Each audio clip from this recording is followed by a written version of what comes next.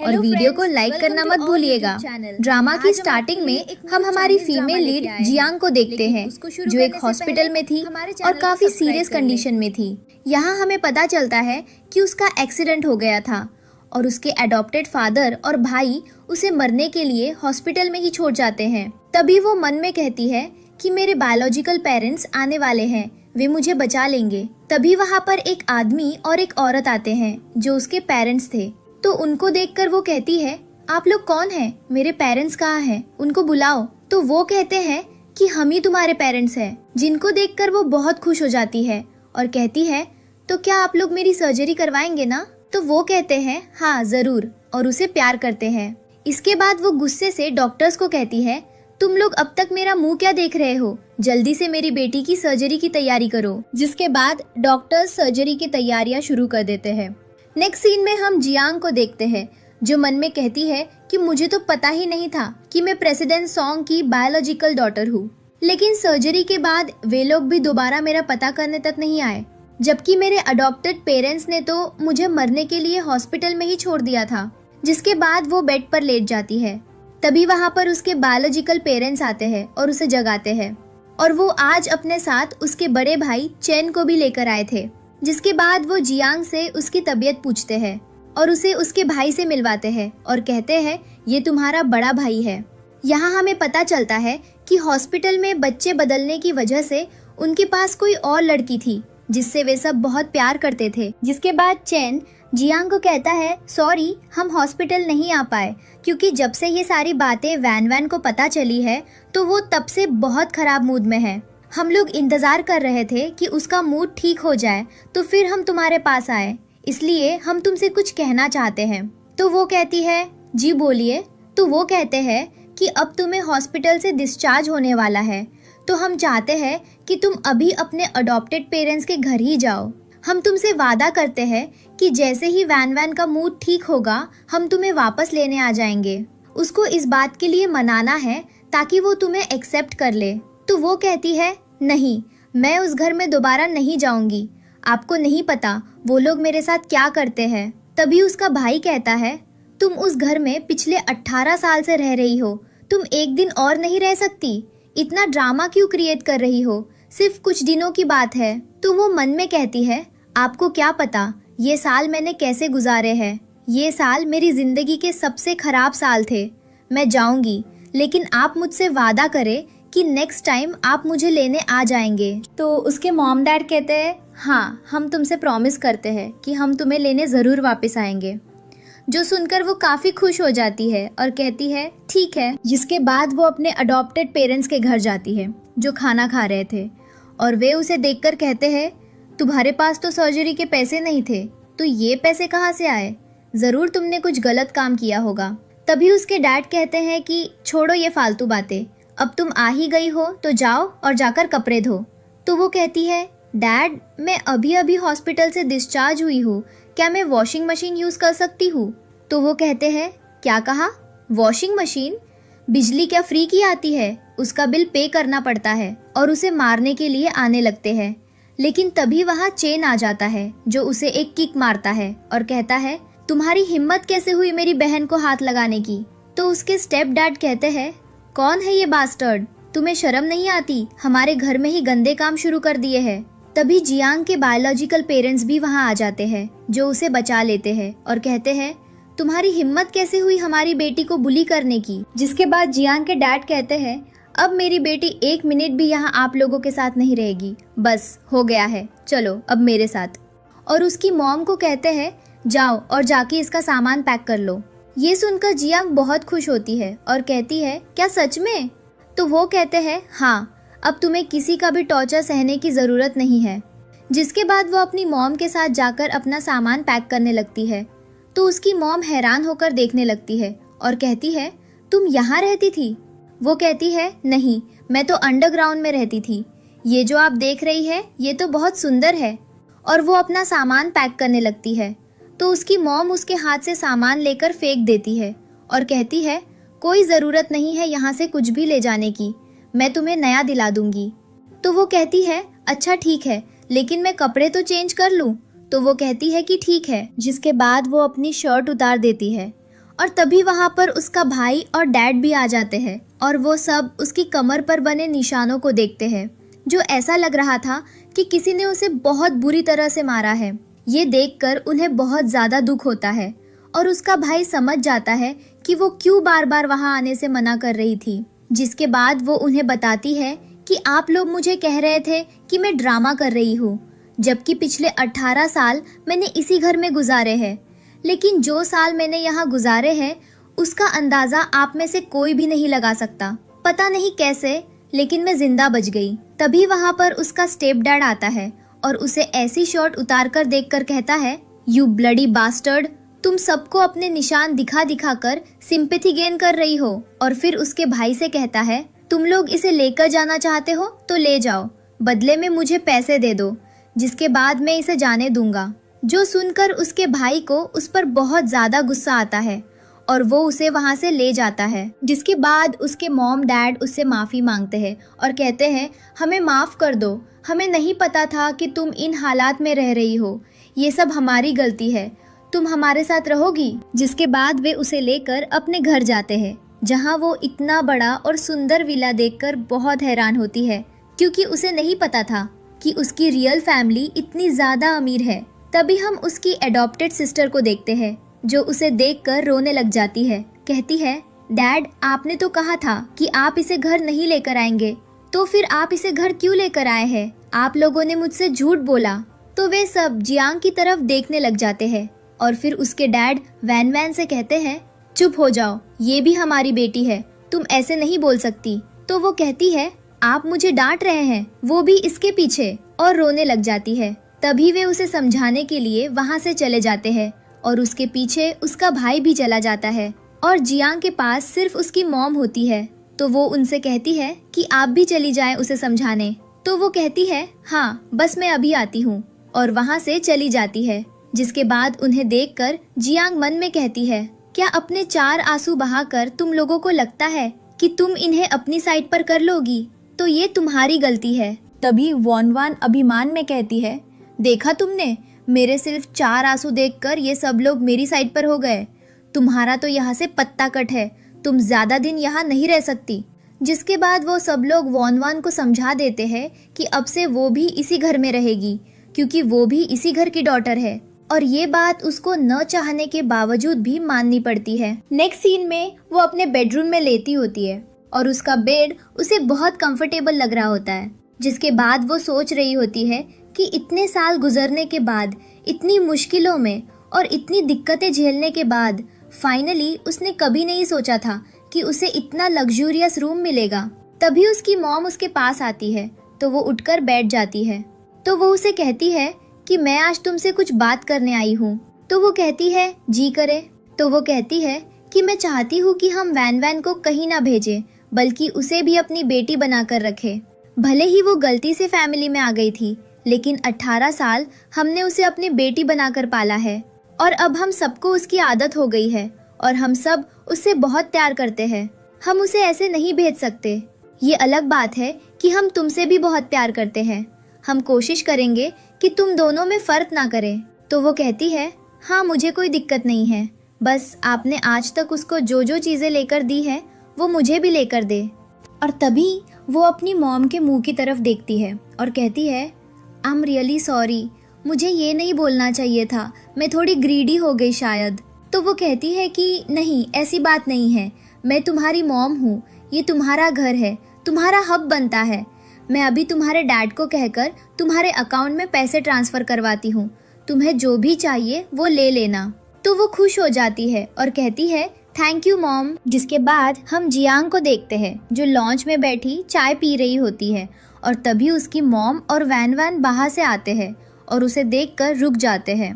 तभी उसकी मॉम कहती है कि मैं वैन वैन को बाहर लेकर गई थी, उसे एक नेकलेस पसंद आया था तो मैं उसको दिलाने लेकर गई थी। जो सुनकर जियांग का थोड़ा मुंह बन जाता है।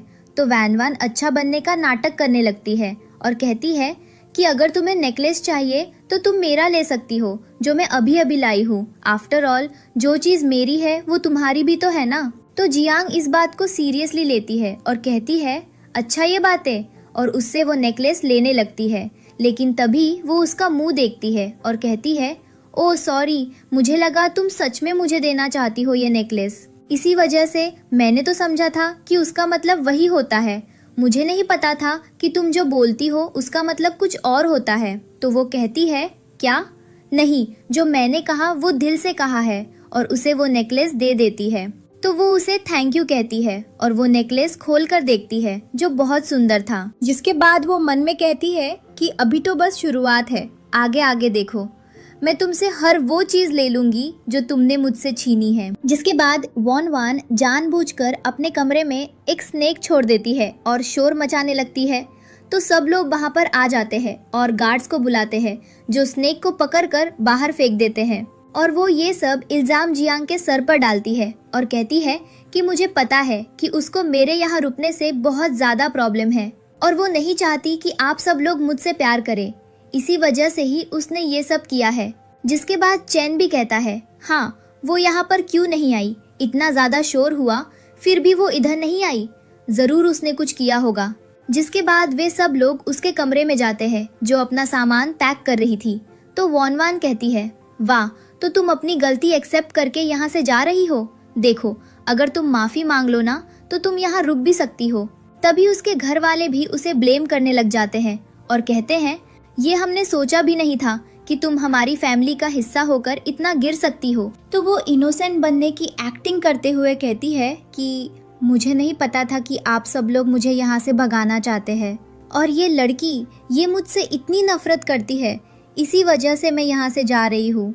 जिसके बाद वो सबको अपने फोन में सीसीटीवी फुटेज दिखाती है जिसमें साफ दिखाई दे रहा था कि वैन वान ने खुद ही वो स्नेक अपने रूम में छोड़ा था और इल्जाम जियांग पर लगा दिया था। जिसके बाद उसके डैड, भाई और मॉम उसे कहते हैं कि तुमने ऐसा क्यों किया, अब तुम्हें जियांग से माफ़ी मांगनी चाहिए। तो वो उसे कहती है, प्लीज़ मुझे माफ़ कर दो, आई एम सॉरी, मैं सिर्फ थोड़ी कॉम्प्लेक्स में आ गई थी। मैंने सोचा कि सब लोग तुम्हें प्यार करते हैं, मैं डर गई थी कि कहीं मुझे यहाँ से निकाल ना दिया जाए, इसी वजह से मैंने ये सब किया। मेरा कुछ बुरा इरादा नहीं था, मुझे माफ़ कर दो प्लीज़। तो फिर वे सब लोग जियांग को कहते हैं कि देखो, अब तो वो माफ़ी मांग रही है, अब तुम उसे माफ़ कर दो, क्योंकि उसने अब अपनी गलती मान ली है, इसलिए अब तो उसे माफ़ कर देना। तभी वो रोते हुए सबको कहती है, हाँ मैंने तो सुना था हमारी फैमिली के रूल्स बहुत स्ट्रॉन्ग है, लेकिन ये रूल्स सिर्फ मेरे लिए ही है। मुझे यकीन है कि अगर ये गलती मुझसे हुई होती तो आप सब लोग मुझे सज़ा देते, लेकिन क्यों? क्योंकि आप लोग इससे बहुत ज़्यादा प्यार करते हैं, वैसे आप लोगों से माफ़ कर दिया। तो सुनकर उसके डैड कहते हैं, नहीं ऐसी बात नहीं है, तुम गलत समझ रही हो, हमारी फैमिली के रूल्स सबके लिए एक जैसे हैं। जिसके बाद वो कहते हैं कि तुमने सही सुना है, हमारी फैमिली के रूल्स सबके लिए एक जैसे ही है और वैन वैन को हम ज़रूर पनिश करेंगे। जिसके बाद वो उसके हाथ पर स्केल से बहुत ज़्यादा मारते हैं और उससे कहते हैं, चलो अब अपनी बहन को सॉरी बोलो। तो वो रोते हुए जियांग को सॉरी बोलती है, जो सुनकर वो बहुत ज़्यादा खुश होती है और कहती है, कोई बात नहीं, मैंने तुम्हें माफ़ कर दिया। जिसके बाद वो लोग वहाँ से चले जाते हैं। नेक्स्ट सीन में हम चेन को देखते हैं जो जियांग के पास आता है और कहता है कि मैं सब समझता हूँ, ये जो तुम कर रही हो ना। तो वो कहती है कि मैंने क्या किया? तो वो कहता है कि मुझे नहीं पता, लेकिन मुझे कुछ तो गड़बड़ लग रही है। वो स्नेक जब वो अपने कमरे में डाल देती है तभी तुम्हें कैसे पता चला? तुम्हारे पास फ़ोटो कैसे आई? सब कुछ मुझे कनेक्टेड लग रहा है। तो वो कहती है, आपके कहने का क्या मतलब है कि मैंने जानबूझकर स्नेक उसके कमरे में डाला? लेकिन आपने तो खुद देखा है कि वो स्नेक मैंने नहीं बल्कि उसने ही डाला है। तो वो कहता है, हाँ अभी के लिए मैं तुम्हें ब्लेम नहीं कर रहा, लेकिन मैं तुम्हें वॉर्न कर रहा हूँ कि अगली बार से मेरी बहन से दूर रहना, नहीं तो तुम्हारे लिए अच्छा नहीं होगा। याद रखना, मेरी बात समझ आ रही है? और वो वहाँ से चला जाता है, जबकि वो इनोसेंट सा मुंह बनाकर रह जाती है और कहती है, मैंने कुछ नहीं किया। लेकिन जब वो वहाँ से चला जाता है तो वो अपने मन में कहती है कि क्या अभी तो शुरुआत हुई है, मेरे खिलाफ खेलने वाली हर चाल कम है, बदला ज़रूर लूँगी। जिसके बाद अगले सीन में वैन वैन उसके पास आती है और उसके हाथ पर पट्टी बंधी होती है, जिसे देखकर वो मुस्कुराने लगती है। उसकी मुस्कान देखकर वैन वैन उसके पास आती है और कहती है, कैसी हो? क्या तुम ये सोचती हो कि तुम यहाँ ही रहोगी? मैं ऐसा कभी नहीं होने दूंगी। मैं तुम्हें यहाँ से बहुत जल्द निकलवा दूंगी। तो वो कहती है कि तुम क्या बोल रही हो, मुझे कुछ समझ में नहीं आया। तो वैन वैन कहती है कि नाटक करने की जरूरत नहीं है, मुझे तुम्हारी सारी सच्चाई पता है। और फिर उसे डराने की कोशिश करती है और कहती है कि अगर अभी मैं तुम्हें इन सीढ़ियों से नीचे धक्का दे दूं तो सोचो तुम्हारा क्या होगा। लेकिन जियांग थी ना, वो उल्टा उसे डराने लग जाती है और कहती है, अच्छा तो तुम मुझे यहाँ से नीचे फेंकना चाहती हो, सच में? और कहती है, क्या होगा अगर मैं तुम्हें ही यहाँ से नीचे फेंक दूं? जिसके बाद वो कहती है कि यहाँ से गिरकर तुम्हारी नाक टूट जाएगी और फिर तुम एक मॉन्स्टर जैसी लगोगी। और जानबूझकर वो उसे फोर्स करती है कि वो उसे धक्का दे दे। तभी वहाँ पे उसके मॉम डैड भी आ जाते हैं और वे वैन वैन को जियांग को धक्का देकर नीचे गिराते हुए देख लेते हैं। जिसके बाद जियांग नीचे गिरती है और मन में कहती है कि मैं तो बचपन से धक्के खाने की आदी हूँ। मेरे स्टेप डैड मुझे हर बात पे सीढ़ियों से धक्का दे देते थे और इसी वजह से मैं बहुत यूज्ड टू हूँ इस सीढ़ियों वाले ट्रैक से। जिसके बाद वो बेहोश होने का नाटक करती है और ऐसे प्रिटेंड करती है जैसे वो बहुत ज़्यादा तकलीफ में है। ये सब देखकर उसके मॉम डैड वैन वैन को बुरा भला कहने लग जाते हैं और कहते हैं कि हमने खुद देखा है कि तुमने अपनी बहन को धक्का दिया। कोई इतना भी ज़्यादा क्रूअल कैसे हो सकता है? हमें तुमसे ऐसी उम्मीद बिल्कुल भी नहीं थी। तुमने हमें बहुत ज़्यादा डिसअपॉइंटेड किया है। तो वैन वैन कहती है कि नहीं, मैंने कुछ नहीं किया, उसने जानबूझकर खुद को धक्का दिया है। ये सुनकर उसके पेरेंट्स बहुत ज़्यादा गुस्सा करते हैं और कहते हैं कि अभी भी तुम झूठ बोल रही हो, तुम सच कब बोलना शुरू करोगी? हमने अपनी आंखों से सब कुछ देखा है और अब भी तुम नहीं मान रही। इसके बाद वे लोग जियांग को हॉस्पिटल लेकर जाते हैं। वैन वैन को तो समझ ही नहीं आ रहा था कि वो क्या करे। फिर वो अपने भाई को फ़ोन करती है और कहती है कि भाई प्लीज़ मुझे बचा लो। जियांग ने जानबूझकर मुझे फोर्स किया था कि मैं उसे धक्का दे दूँ और अब वो नीचे गिर गई और मॉम डैड उस पर बहुत गुस्सा कर रहे हैं और वो अब हॉस्पिटल में है। इसके बाद हम हॉस्पिटल का सीन देखते हैं जहाँ जियांग होश में आती है। उसके मॉम डैड उससे माफ़ी मांगते हैं और कहते हैं कि कृपया हमें माफ़ कर दो, हमें नहीं पता था कि वो तुम्हारे साथ ऐसा करेगी। तो वो मासूम बनने की एक्टिंग करने लगती है। तभी वहाँ उसका भाई आता है और कहता है कि बस करो ये एक्टिंग करना, तुमने ये सब डेलिबरेटली किया है, मुझे सब पता है। तो जियांग अचानक से हैरान होने की एक्टिंग करती है और कहती है, क्या मतलब है कि मैंने जानबूझकर उसे फोर्स किया था कि वो मुझे धक्का दे? तो उसका भाई कहता है कि नहीं, मेरा ऐसा कोई भी इंटेंशन नहीं था, आप मुझे गलत समझ रही हैं। इसके बाद जियांग कहती है कि मुझे पता था कि आप लोग मुझ पर यकीन नहीं करेंगे, इसलिए मैंने पहले ही सबूत के तौर पर रिकॉर्डिंग कर ली थी। जिसके बाद वो रिकॉर्डिंग सबको सुनाती है जिसमें वैन वैन कह रही थी कि अगर मैं तुम्हें यहाँ से नीचे धक्का दे दूँ तो तुम्हारा क्या होगा। रिकॉर्डिंग सुनकर उसके डैड और बाकी सब हैरान हो जाते हैं और कहते हैं कि हमें बिल्कुल उम्मीद नहीं थी कि तुम इतना गिर जाओगी। तभी चैन कुछ कहने लगता है तो उसके डैड उसे थप्पड़ मारते हैं और कहते हैं कि अभी भी तुम उसकी साइड ले रहे हो, जबकि तुम्हें रिकॉर्डिंग के बाद सब साफ हो चुका है। इसके बाद जियांग बहुत इनोसेंट बन जाती है और कहती है कि मुझे लगता है कि भाई मुझसे प्यार ही नहीं करते। तो उसके डैड कहते हैं कि ऐसा नहीं है, वो खुद बेचारा कंफ्यूज था कि किसकी बात सुने और किसकी नहीं। इसके बाद वे वहाँ से चले जाते हैं और वैन वैन सबके सामने जियांग से माफ़ी मांगती है। अब जब वे दोनों रूम में अकेले थे तभी वैन वैन जियांग को मारने के लिए आती है और कहती है कि तुम्हारी हिम्मत कैसे हुई मेरे पेरेंट्स को मेरे खिलाफ करने की, मैं तुम्हें छोड़ूंगी नहीं। जिसके बाद वो जियांग को मारने के लिए बढ़ती है लेकिन जियांग उसे रोकती है और उसके मुंह पर एक थप्पड़ मारती है और अपने बेड से उठकर खड़ी हो जाती है। फिर वो उसे मारती रहती है और कहती है कि तुम्हारी हिम्मत कैसे हुई मुझ पर हाथ उठाने की, मैं तुम्हारा हाथ तोड़ दूंगी। वो कहती है कि अब मैं अपने पेरेंट्स को बताती हूँ। तो वैन वैन कहती है कि क्या तुम्हें लगता है कि मॉम डैड तुम पर यकीन करेंगे, जो तुमने मेरे साथ किया है वो भी 2-2 बार। इसके बाद जियांग उसे मारती रहती है और कहती है कि तुम्हें शर्म नहीं आती, तुमने 18 साल इस लग्जूरियस लाइफ को एंजॉय किया है जिस पर मेरा हक था, लेकिन फिर भी मुझे तुमसे नफरत नहीं थी। लेकिन अब जब तुम मेरे साथ ये सब कर रही हो तो इसका क्या मतलब है? मैं समझूं कि ये सब कुछ मेरा था, तुमको गलती से मिल गया था, फिर भी मैंने तुमसे कुछ नहीं छीना, लेकिन तुम मुझे यहाँ से निकालना चाहती हो, तो अब मैं तुम्हें जवाब दूंगी और ऐसा जवाब दूंगी कि तुम्हारा मुंह ही टूट जाएगा। तो वैन वैन कहती है, अच्छा तुमने अपना असली चेहरा दिखा दिया, लेकिन तुम गलत हो कि मैं तुम्हें यहाँ रहने दूंगी। आज नहीं तो कल पेरेंट्स के सामने तुम्हारा असली चेहरा आ ही जाएगा और फिर देखना वे तुम्हें कैसे धक्के मारकर निकालेंगे।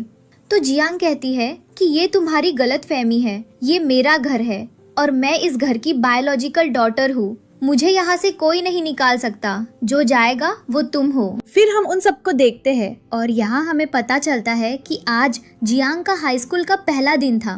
तो उसके डैड वैन वैन से कहते हैं कि आज तुम्हारी बहन तुम्हारे साथ स्कूल जा रही है, तो तुमने इसका ख्याल रखना है। तो वैन वैन कहती है, जी आप बेफिक्र हो जाए, कल जो भी हुआ उसके लिए मैं आप सबसे माफी चाहती हूँ। मेरा ऐसा कोई भी इंटेंशन नहीं था कि मैं सिस्टर को हर्ट करूँ, वो सब गलती से हो गया, उसके लिए आप कृपया मुझे माफ कर दे। जिसके बाद वो मन में कहती है कि एक बार तुम स्कूल तो चलो, मैं तुम्हें अच्छा सबक सिखाऊंगी, तुम्हें तुम्हारी नानी याद न कराई तो कहना। जिसके बाद वे सब कार में बैठते हैं और उसका भाई उसे कहता है कि अब तुमने स्कूल में जाकर दिल लगाकर पढ़ाई करनी है, बहाने नहीं करने हैं। और खबरदार, अगर मुझे तुम्हारी कोई शिकायत आई, अगर मुझे ये पता चला कि तुमने फिर से सिस्टर को बुली करने की कोशिश की है। तो जियांग कहती है कि मैंने कब इसे तंग किया और मैंने इसके साथ कब क्या गलत किया, तुम क्या कह रहे हो, मुझे कुछ भी समझ में नहीं आ रहा। तभी वैन वैन कहती है कि कृपया अब नाटक करना बंद करो, यहाँ पेरेंट्स नहीं है, तो तुम अपने असली रूप में आ सकती हो। लेकिन फिर भी जियांग इनोसेंट सा चेहरा बनाए रखती है और कहती है कि मुझे नहीं समझ में आ रहा कि तुम क्या कह रही हो। इसके बाद वे लोग स्कूल जाते हैं। टीचर जियांग को क्लास में लेकर आती है और सबसे इंट्रोड्यूस करवाती है। कहती है कि ये हमारी न्यू स्टूडेंट है और फिर उससे कहती है कि आप अपना इंट्रोडक्शन दो, मैं एक कॉल रिसीव करके आती हूँ। और वो क्लास से चली जाती है। इसके बाद जियांग अपना इंट्रोडक्शन देती है और अपनी सीट पर जाकर बैठ जाती है। तभी एक लड़की वैन वैन से कहती है कि मैंने देखा था सुबह तुम दोनों एक साथ आई थी, क्या तुम दोनों का कोई रिलेशन है एक दूसरे से? तो वैन वैन कहती है, नहीं, मैं तो उसे जानती भी नहीं हूँ, तुम्हें ऐसा क्यों लगता है कि मेरा उससे कोई रिलेशन है? तभी जियांग अपनी मॉम को वीडियो कॉल में लाती है और कहती है, मॉम, मुझे लगता है वैन वैन मेरा इंट्रोडक्शन देने में शर्मा रही है, तो कृपया आप मेरा इंट्रोडक्शन दे दे।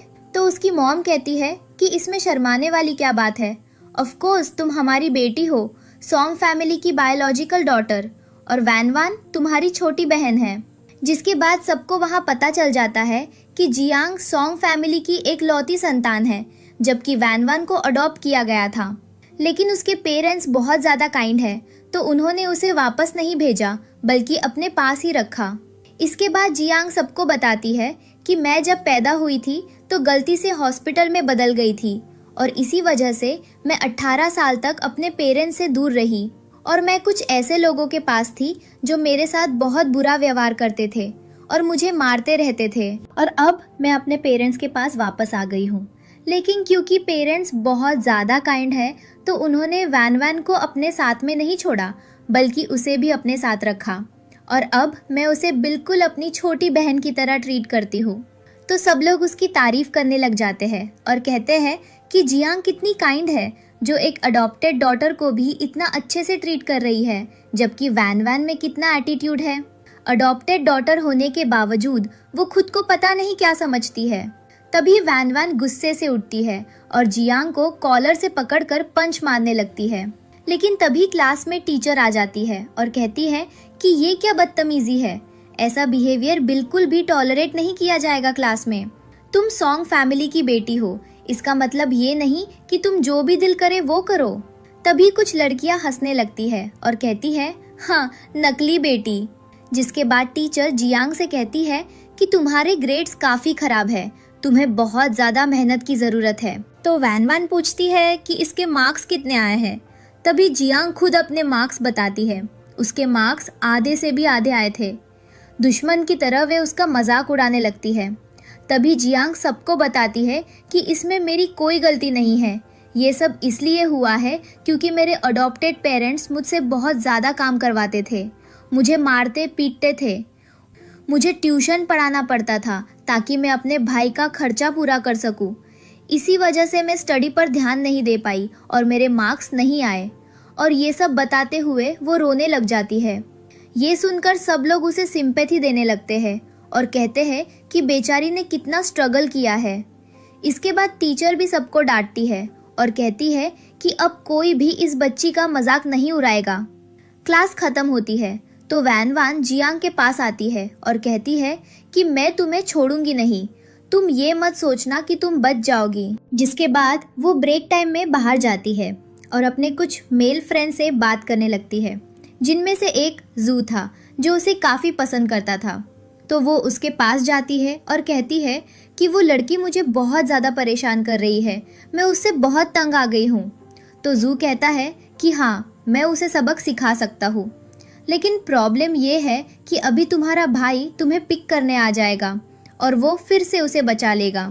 तो वैन वान कहती है कि तुम भाई की फिक्र मत करो, मैं उनको 20 मिनट्स लेट आने को कहूँगी, तो वो बाद में आएंगे। तो वो कहता है कैसे? वो कहती है 1 मिनट रुको।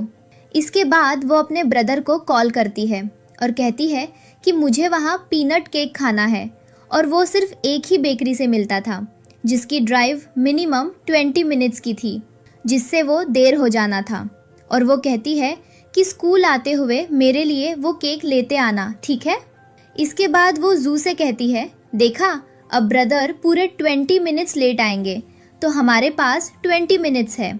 वो कहता है हाँ बहुत है, तुम फिक्र मत करो, इसमें तो हम उसे बहुत अच्छा सबक सिखा सकते हैं। और उसको ये सब बातें करता जियांग दूर से देख लेती है। तभी वो अपनी क्लासमेट से पूछती है कि ये लड़का कौन है।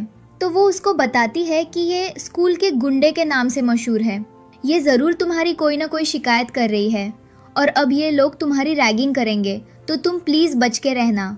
और वहाँ से चली जाती है। जिसके बाद जियांग मन में कहती है क्या मुझे इन सब चीज़ों का बहुत ज़्यादा एक्सपीरियंस है? जब मैं 8 साल की थी तब से मैं मार खा रही हूँ और इन सब चीज़ों से डील कर रही हूँ, तो तुम लोगों की गलतफहमी है कि तुम लोग मुझे डरा दोगे। जिसके बाद वो अपने मन में एक प्लान बनाती है और पुलिस को फ़ोन कर देती है और कहती है कि क्या मुझे आपकी हेल्प की ज़रूरत है। जिसके बाद वो क्लास में चली जाती है। तभी वान वान उसको कहती है बस तुम अब देखना मैं कैसे तुम्हारा हाल बुरा करती हूँ, जो तुमने मेरे साथ किया उसके लिए तो तुम्हें रीपे करना पड़ेगा। नेक्स्ट सीन में जियांग बहुत ज़्यादा डरती और घबराई हुई जा रही होती है।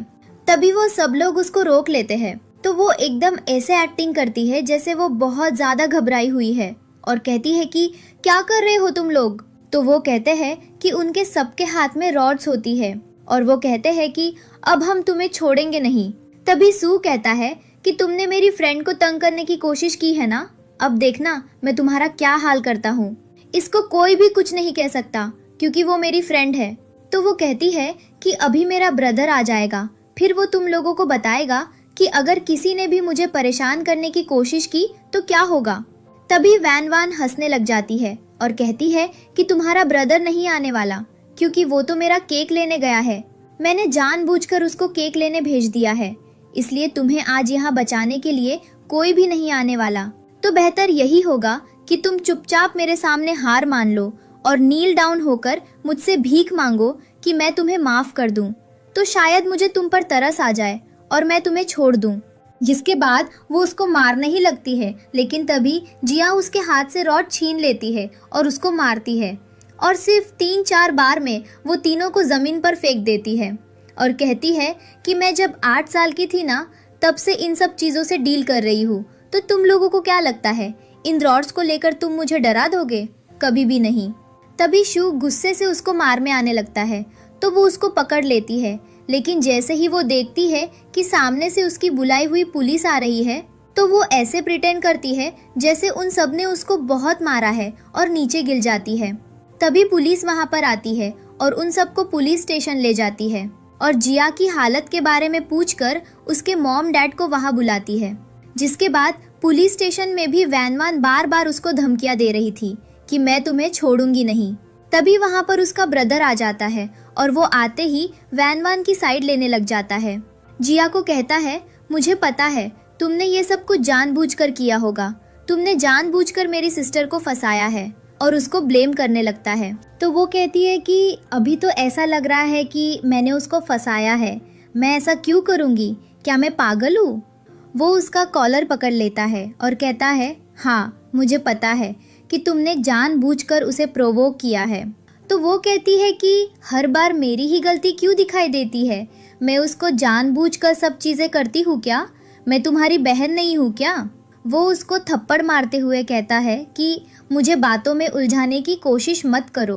तभी वहाँ पर उसका डैड आ जाता है और उसको जियांग को थप्पड़ मारते हुए देख लेता है और उसको बहुत गुस्सा करता है और कहता है कि तुम्हारी हिम्मत कैसे हुई अपनी बहन पर हाथ उठाने की, क्या तुम्हें भी पता है इसने जानबूझकर ये सब कुछ किया है। तभी पुलिस वाला कहता है कि नहीं ऐसा कुछ नहीं है, इन सब ने मिलकर जियांग को बुली करने की कोशिश की है और इस बात का सबूत भी है मेरे पास। इसके बाद वो उनको कैमरा की फुटेज दिखाता है। ये देखकर वो सब लोग हैरान रह जाते हैं और वैन वैन को कहते हैं कि तुम ऐसा कैसे कर सकती हो, तुम्हें शर्म नहीं आती, हमने तुम्हें घर में रखा है, इसका मतलब बिल्कुल भी ये नहीं है कि तुम जियांग के साथ ये सब करोगी, तुमने ऐसा करने की इजाजत किसने दी। तभी चेन कहता है नहीं डैड, गलती वैन वैन की नहीं बल्कि इस लड़की की है, इसने जानबूझकर ये सब कुछ किया है। तो वो एकदम इनोसेंट फेस बना लेती है और कहती है ब्रदर को तो शुरू से ही मैं बुरी लगती हूँ, पता नहीं इनको क्या मसला है, ये मुझे पसंद नहीं करते, इन्होंने पहले भी मुझे फ़ोन किया है, जब जब कुछ गलत हुआ हर चीज़ की जिम्मेदारी मुझ पर ही डालते हैं, इनकी नज़र में वैन वैन एकदम परफेक्ट है और मैं ही गलत हूँ, चाहते हैं कि मैं यहाँ से चली जाऊँ। डैड मॉम आप दोनों बहुत ज़्यादा बिजी रहते हैं, तो आप लोग प्लीज़ मुझे कहीं अलग शिफ्ट कर दे, मैं आप लोगों के साथ नहीं रह सकती क्योंकि ऐसे तो मुझे ये लोग मार देंगे। तो उसके मॉम डैड उससे माफ़ी मांगते हुए कहते हैं कि तुम कैसी बातें कर रही हो, जब तक हम जिंदा है ऐसा कुछ नहीं हो सकता। इसके बाद वो चेन को एक थप्पड़ मारते हुए कहते हैं कि तुम्हें शर्म नहीं आती, अपनी सगी बहन के साथ ऐसे बिहेव कर रहे हो। तो वो कहता है कि मैंने क्या कहा, मैं तो सिर्फ ये कह रहा हूँ कि मैं उसके साथ बचपन से रहता हूँ, मैं उसे अच्छे से जानता हूँ, वो ऐसा नहीं कर सकती, तुम कैसे झूठ बोल रही हो जो हम सब देख रहे हैं। तभी वो सबको वो रिकॉर्डिंग भी सुनाती है, लेकिन वो रिकॉर्डिंग सुनकर भी चेन की अकल से पर्दे नहीं हटते और वो फिर भी उसकी ही साइड ले रहा होता है। जिसके बाद जियांग के डैड उसको और वैन वैन को कहते हैं कि आज से तुम लोग हमारे साथ नहीं रहोगे, तुम लोग अलग से एक विला में रहोगे। ये सुनकर वो बहुत ज़्यादा रोती है। तभी उसके डैड उसको एक थप्पड़ मारते हैं और कहते हैं मैंने कभी नहीं सोचा था कि 18 साल हमारे साथ गुजारने के बाद तुम ऐसे निकलोगे। इसके बाद वो और चेन एक अलग विला में शिफ्ट हो जाते हैं और जियांग मन में कहती है फाइनली जो मेरा था वो मुझे मिल गया, मेरे मॉम डैड उनका प्यार और ये फैमिली, अब ये सब मेरी है, सिर्फ मेरी। दूसरी तरफ हम वैन वैन को देखते हैं जो रो रही होती है और कहती है भाई देखो डैड ने हमें हमारी फैमिली से निकाल दिया। तो वो कहता है कि तुम फिक्र मत करो, एग्जाम देने वाले हैं, तुम अच्छा पढ़ो ताकि अगर तुम अच्छे स्कोर्स लोगी तो डैड तुमसे इम्प्रेस हो जाएंगे और वो तुम्हें फिर से घर बुला लेंगे।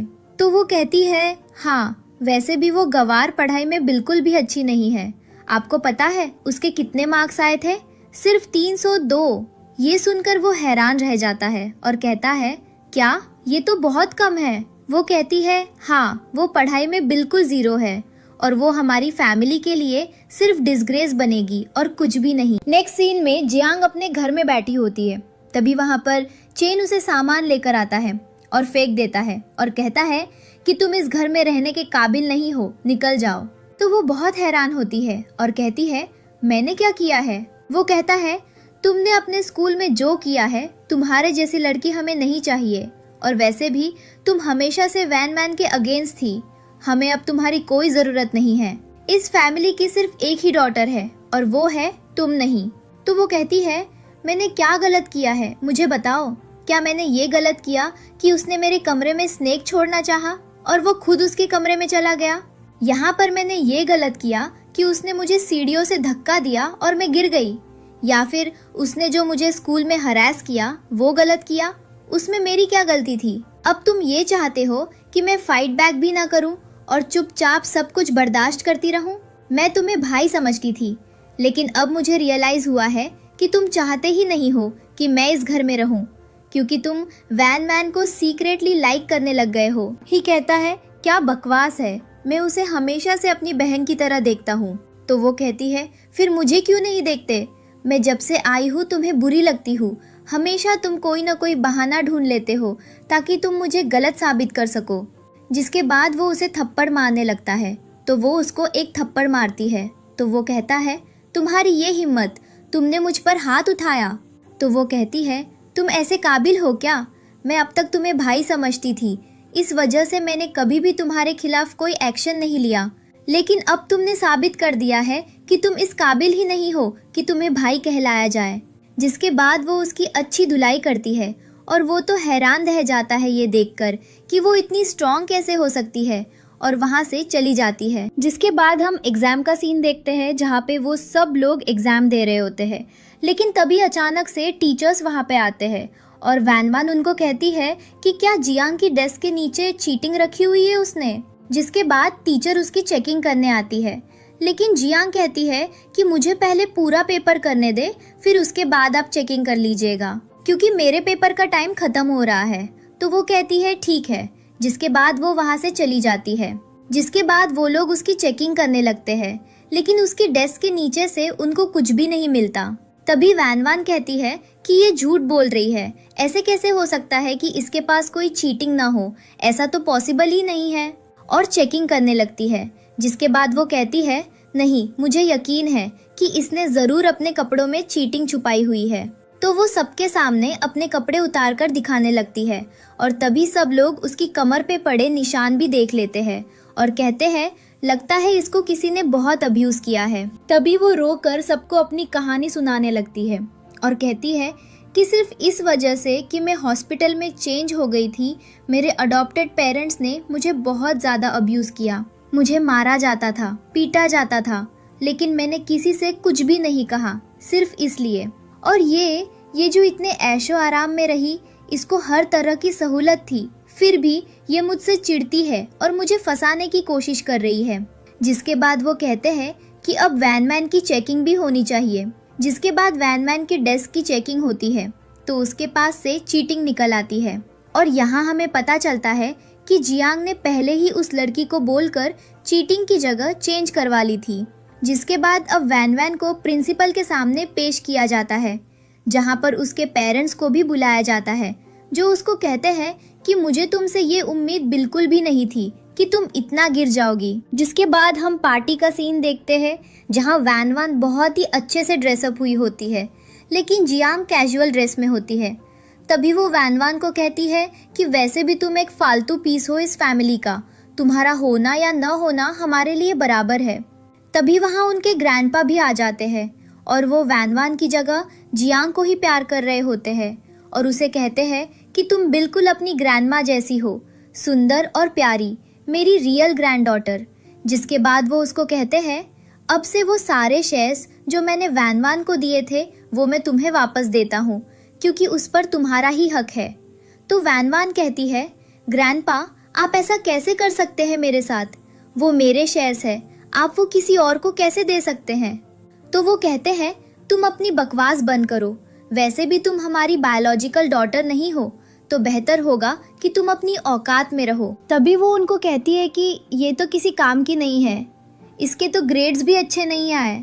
लेकिन तभी वहाँ कुछ लोग आते हैं जिनके हाथ में एक बड़ा सा बैनर था, जो ग्रैंडपा को कॉन्ग्रेचुलेशंस कहते हैं, और उनको बताते हैं कि आपकी ग्रैंड डॉटर ने पूरे टाउन में टॉप किया है।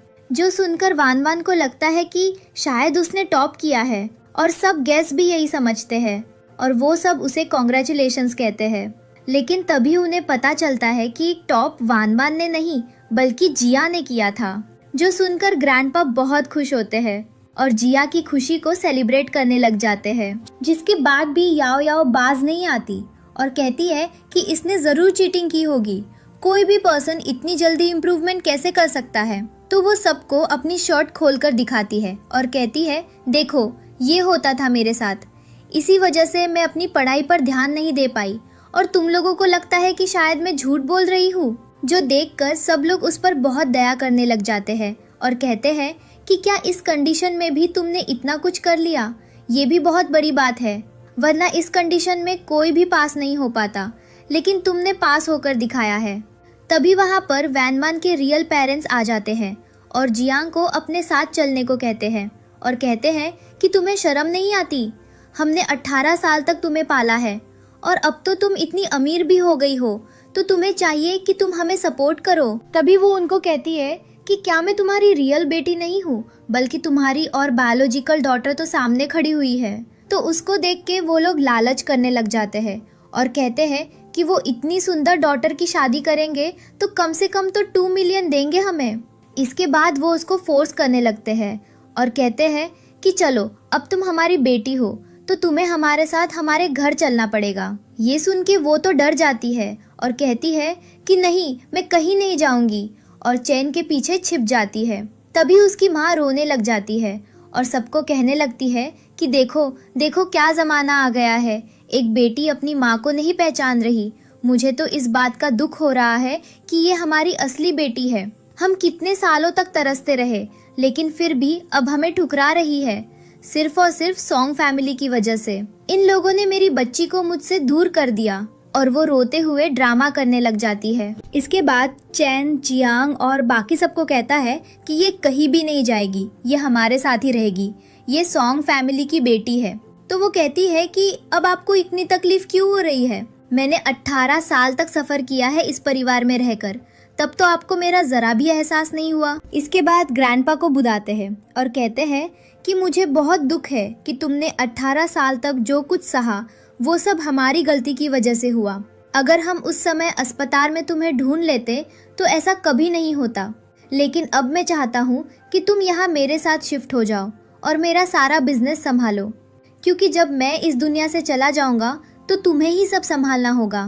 तो वो कहती है कि आप ये सब मुझे क्यों बता रहे हैं, आप ये सब मेरे भाई को भी दे सकते हैं। ग्रैंडपा कहते हैं कि नहीं, वो इस काबिल नहीं है कि मैं उसे अपना पूरा बिजनेस सौंप सकूं। इसी वजह से मैंने फैसला किया है कि अब से ये सब तुम संभालोगी।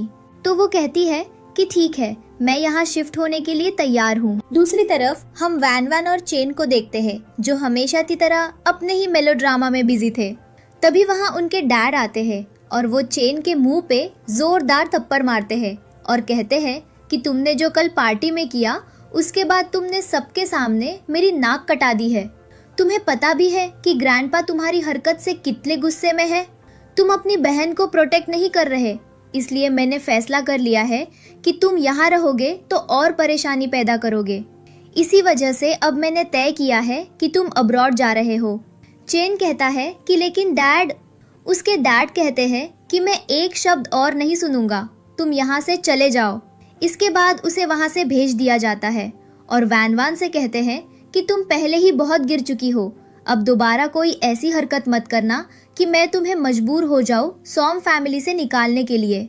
मैं तुम्हें फोन करने आया हूँ कि आज के बाद ऐसी कोई हरकत फिर मत करना। ये सुनकर वैन रोने लग जाती है और कहती है कि अब मेरे पास कोई भी नहीं है, ब्रदर भी अब्रॉड जा रहे हैं, अब मेरे लिए कौन सा सहारा बचेगा। इसके बाद उसे जिया पर बहुत ज्यादा गुस्सा आता है और वो कहती है कि तुम्हें तो मैं छोड़ूंगी नहीं, अब तुम अपनी उल्टी गिनती शुरू कर दो लड़की। दूसरी तरफ हम जिया और ग्रैंडपा को देखते हैं, जो बहुत अच्छे से सारे काम सीख रही होती है और उनके साथ बिजनेस भी संभाल रही होती है। इसके बाद हम उसे पार्टी में देखते हैं, जहां वो बहुत खूबसूरत ड्रेस में होती है। तभी ग्रैंडपा उसे सबसे मिलवाते हैं और यहाँ एक लड़का दिखाई देता है जिसे ग्रैंडपा उसकी शादी के लिए चुन रहे थे, और उसी लड़के को वैनमान दी बहुत पसंद करती थी। इस वजह से वैनमान कहती है कि चाहे कुछ भी हो जाए, मैं इसकी शादी तुमसे नहीं होने दूंगी। इसके बाद वो धोखे से एक वेटर को बोलकर जिया की ड्रिंक में दवा मिलवा देती है ताकि उसे नशा हो जाए। वो ड्रिंक पीने के बाद जिया के सिर में दर्द होने लगता है और वो कहती है कि मैं अभी आती हूँ रेस्ट रूम से। वो जैसे ही बाथरूम जाती है, एक लड़का उसे एक कमरे में ले जाता है। तभी वैन सबके पास जाकर बताने लगती है कि मेरी सिस्टर एक अजनबी आदमी के साथ कमरे में चली गई है। ये सुनकर सबको बहुत ज्यादा शौक लगता है और ग्रैंडपा कहते हैं कि ऐसा नहीं हो सकता, वो ऐसी लड़की नहीं है। लेकिन वैन कहती है कि अगर आपको यकीन नहीं है तो मेरे साथ चलकर देख कर आइए। जैसे ही सब लोग कमरे में जाते हैं तो देखते हैं कि वैन ने उस आदमी को मारकर पीछे फेंका हुआ है और वो बहुत ज्यादा जख्मी पड़ा है। और जिया भी नशे में होती है, लेकिन फिर भी उसने खुद को संभाल रखा होता है। इसके बाद ग्रैंडपा डॉक्टर को बुलाते हैं और तभी वही लड़का जिसे वैन पसंद करती थी सीसीटीवी की तस्वीरें सबको दिखाता है और कहता है कि देखिए, सच तो ये है कि ड्रिंक में कुछ वैन ने ही मिलवाया था। वैन कहती है कि नहीं नहीं, मैंने कुछ नहीं किया। तभी वेट्रेस आती है और सबको सच बता देती है कि इसी ने हमें मजबूर किया था और पैसों के लालच में मैंने इसका ये काम कर दिया था। इसके बाद वैन सबके सामने आ जाती है तो ग्रैंडपा कहते हैं कि बस बहुत हो गया, मैं तुम्हें अब और माफ नहीं कर सकता, अब तुम्हें सॉम फैमिली से निकलना ही होगा। वॉन सबके सामने माफी मांगने लगती है और कहती है कि कृपया मुझे यहाँ से मत निकालिए, मैं आप सबसे हाथ जोड़कर विनती कर रही हूँ, मैं कहाँ जाऊंगी। ग्रैंडपा कहते हैं कि नहीं, तुम्हें यहाँ से जाना ही होगा। तभी वहाँ चेन आ जाता है और वो दोबारा से जियांग को ब्लेम करने लगता है और कहता है कि जरूर तुमने ही कुछ किया होगा जिसकी वजह से मेरी सिस्टर को फंसा दिया गया। इस पर ग्रैंडपा उसे थप्पड़ मारते हैं और कहते हैं कि अब तुम इसकी तरफदारी कर रहे हो, तुम्हें शर्म आनी चाहिए। इसमें तुम्हारी बहन के साथ जो किया है उसके बाद तुम्हें शर्म से डूबकर मर जाना चाहिए। तभी वहाँ पर उसके पेरेंट्स भी आ जाते हैं और वे ग्रैंडफादर से पूछते हैं कि क्या हुआ है। तो ग्रैंडफादर उनको सब बताते हैं और कहते हैं कि इसने हमारी सॉन्ग परिवार की बेटी की इज्जत खराब करने की कोशिश की है। अगर तुम्हें विश्वास नहीं आता तो इससे खुद ही पूछ लो। इसके बाद वो आदमी खुद कहने लगता है कि हाँ, मुझे इस लड़की ने पैसे दिए थे ताकि मैं जियांग को लेकर इस कमरे में आ जाऊं और उसके साथ ये सब करूं। इसके बाद वो सबसे माफी मांगने लग जाती है और कहती है कि मैं आज के बाद ऐसा कुछ भी नहीं करूंगी, लेकिन कोई भी उसे माफ नहीं करता। तभी वो जियांग के पैर पकड़ने लगती है और कहती है कि कृपया मुझे माफ कर दो। तो जिया कहती है कि कभी भी नहीं और उसके मुंह पे एक थप्पड़ लगाती है और कहती है कि तुम्हारे जैसी लड़की यही लायक है। उसकी माँ भी उसे थप्पड़ मार देती है और कहती है कि मुझे बहुत अफसोस है कि 18 साल तक मैंने तुम्हें बहुत कुछ सिखाया, लेकिन तुम कुछ भी नहीं सीख पाई। इसके बाद उसे परिवार से निकाल दिया जाता है, लेकिन चेन अभी भी उसकी तरफदारी कर रहा था तो ग्रैंडफादर उसे भी थप्पड़ मारकर वहां से निकाल देते हैं। अगले दृश्य में हम वैन को देखते हैं जो बाहर बैठी रो रही थी और उसकी समझ में नहीं आ रहा था कि वो क्या करे, क्योंकि अब वो सॉन्ग परिवार से निकाल दी गई थी। अब उसके सारे आराम खत्म हो गए थे जो उसे वहां मिले हुए थे। न उसके पास कोई घर था और ना ही कोई सहारा। तभी वहां कुछ लोग आते हैं और उसे कहते हैं कि तुम एक और तरीके से सॉन्ग परिवार में वापस जा सकती हो। तो वो पूछती है कि कैसे।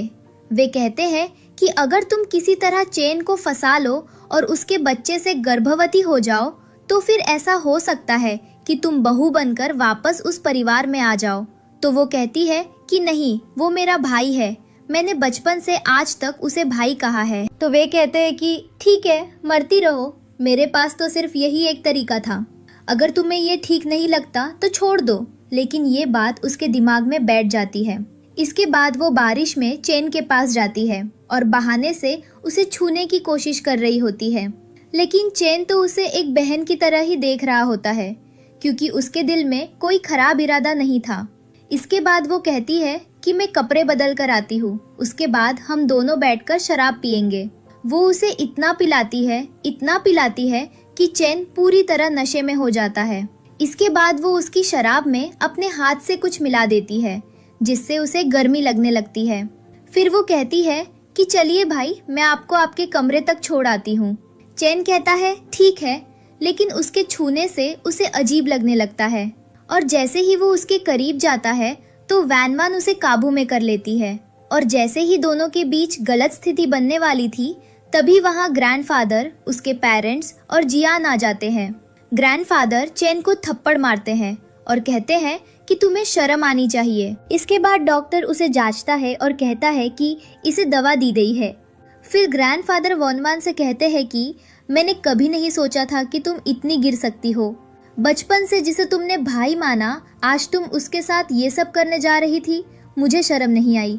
उसके पेरेंट्स भी बहुत हैरान थे तभी वो सबसे माफी मांगने लग जाती है और कहती है कि मैं लालच में अंधी हो गई थी, कृपया मुझे माफ कर दो। मैंने सोचा था कि इस तरीके से मैं परिवार में वापस आ जाऊंगी। मैं सिर्फ जलन में ऐसा कर बैठी। कृपया मुझे मत भेजो, मैं क्या करूंगी। लेकिन जियांग उसे थप्पड़ मारती है और कहती है कि 18 साल तुमने सबका प्यार लिया, सबने तुम्हारी परवाह की, तुम सॉन्ग परिवार की अकेली बेटी बनकर रही, लेकिन फिर भी तुम्हारी लालच खत्म नहीं हुई। मेरा तुमसे कोई बैर नहीं था, काश तुम ठीक से समझ लेती। इसके बाद वो उसके असली पेरेंट्स को बुलाती है और कहती है कि इसे ले जाओ। तो वो माफी मांगने लगती है और कहती है कि कृपया मुझे उनके साथ मत भेजो, मैं नहीं रह पाऊंगी। मुझे सॉन्ग परिवार की आदत है, मुझे यहाँ से मत निकालो। लेकिन वे उसकी एक नहीं सुनते और उसे वहाँ से ले जाते हैं। इसके बाद वो अपने असली पेरेंट्स के पास चली जाती है और फिर भी चेन उसकी तरफदारी करने लगता है और कहता है कि वो ऐसी लड़की नहीं है। तो ग्रैंडफादर उसे फिर थप्पड़ मारते हैं और कहते हैं कि इसने तुम्हें दवा दी, तुम्हारे साथ ये सब होने वाला था, लेकिन तुम अभी भी इसकी तरफ खड़े हो, क्या तुम पागल हो।